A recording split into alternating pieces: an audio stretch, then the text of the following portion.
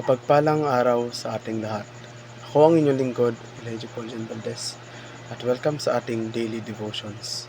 Ang ating verse for the day ay nasa 2 Korinto, chapter 4, verse 17.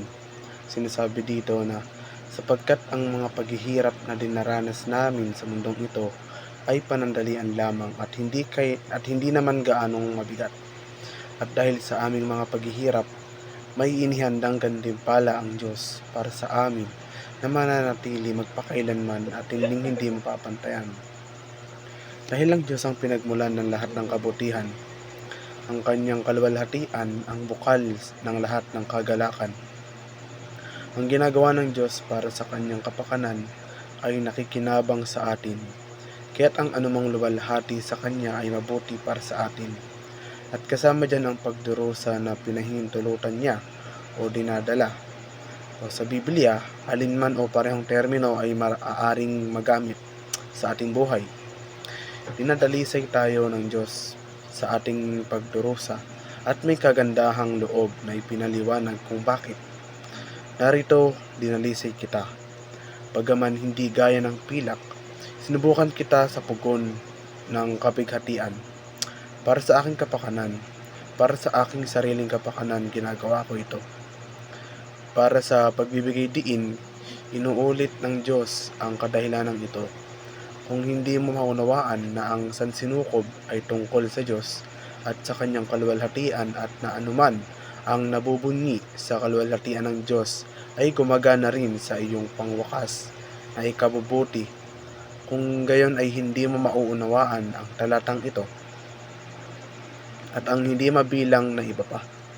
Itinuturing na ilan ng ang Diyos ay isang egoistic o malupit upang subukin tayo alang-alang sa Kanya.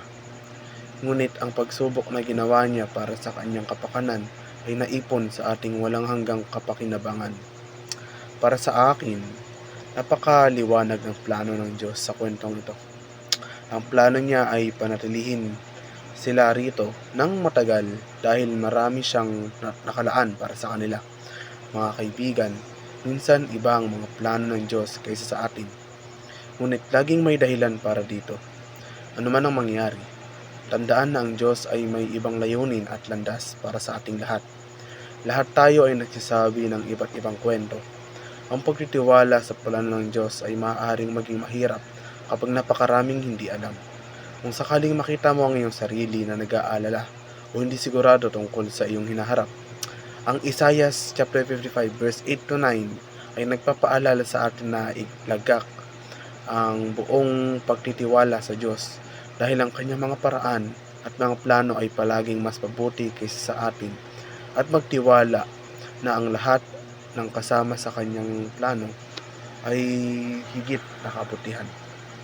Kung mayroong isang bagay na natutunan ko sa buong buhay ko, ito ay ang plano ng Diyos ay palaging mas malaki kaysa sa sarili ko. Nakita ko ito sa pamamagitan ng mga bigong relasyon, pagbabago sa puso, nagambalang mga plano, hindi inaasang pangyari at marami pang iba. Nagkaroon ka na ba ng karanasan ng iyong buhay kung saan nangyari ang kabaliktaran ng gusto mo, ngunit ito ay naging mas mahusay katagalan? Minsan binigay ng Diyos ang hindi natin alam na mas kailangan natin. Muli, ako ang inyong lingkod, Elijah Paul Jan Valdez, at dito na nagtatapos sa aking daily devotions.